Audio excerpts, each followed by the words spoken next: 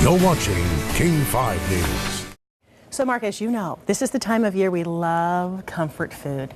Potatoes and gravy and things that really aren't that healthy for us sometimes. So we have with us Maria Marlowe. She is a foodie, a food expert, and she's going to take things that we love, pizza, mac and cheese, and make them a little bit healthier. Healthify it, yes. Now pizza is one of those things I didn't think was actually really not healthy. So one of the things I let my kids eat every week. Well, you know what? You can make it a lot healthier by making it organic, first and foremost. True. And so Bold Organics is a really easy option for at home. It takes 12 minutes to cook, and it's the only 100% organic pizza.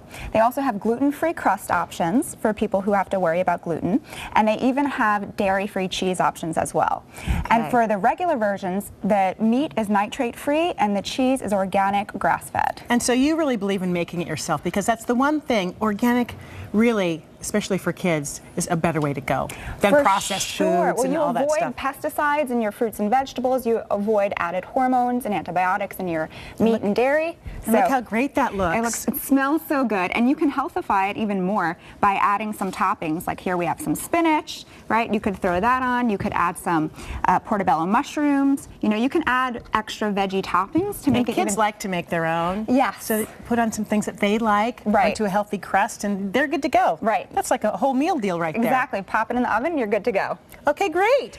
Now this is really interesting. This is mac and cheese. I looked at the recipe and I thought to myself, I don't know if my kids would necessarily eat this, but it looks so delicious. Maybe it could be camouflaged. Exactly. And I could sneak it in there. Well, you don't have to tell them that it's not real cheese. So first off, we start with a base of gluten-free pasta, and you don't have to, but I did add some extra broccoli just for some extra green. Okay, now you guys listen to the ingredients of this. This is like amazing. Okay, so this is how you make the sauce. I started off with making a roux, so that's going to thicken the sauce. So I just use a little bit of Barlean's coconut oil and tapioca flour. Okay. You could use any flour, but this is also gluten-free. Okay. And it thickens it nicely.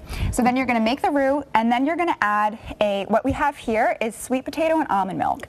So I just roasted sweet potatoes and a little bit of Barlean's coconut oil. That's the part that's a little tricky. I know, but it looks like cheese, it looks right? delicious. It looks like yeah. What else is in there? Okay, so then we also added some a little bit of Dijon mustard, a little bit of lime juice, soy sauce, garlic, and salt. Yeah.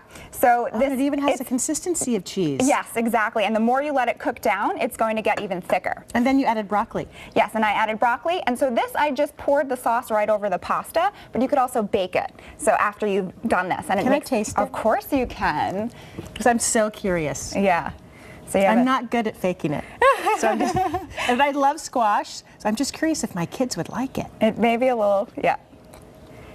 Doesn't taste exactly like cheese, but it's creamy enough, and it gives you that texture. Okay, so I love it. But it tastes more like pasta. Like I can taste the squash. It's delicious. Good. I don't know if my kids would. I don't know if I could fake them out. I try baking it. You know what? Try making it for yourself, and then bake it and give them a little bit and see what they do. Could possibly be an easy way to sneak in the veggies. So I think the trick, don't you think the trick is starting these kinds of recipes when your kids are small? Yes, ideally, but it's never too late to start. It's never too late. Maria Marlowe, these are great ideas. We're going to put these recipes on our website. Excellent. Okay. And I'm going to put them on my Facebook page too. Oh, yay. So these are great ideas. So thanks for being here. Thank you for having me. Never too early. I'm going to try this at home and see how it goes. Good. I'll let you guys know on Facebook. Thanks. Nice to have you here. Thank you. Mark? All right. Thanks, you too.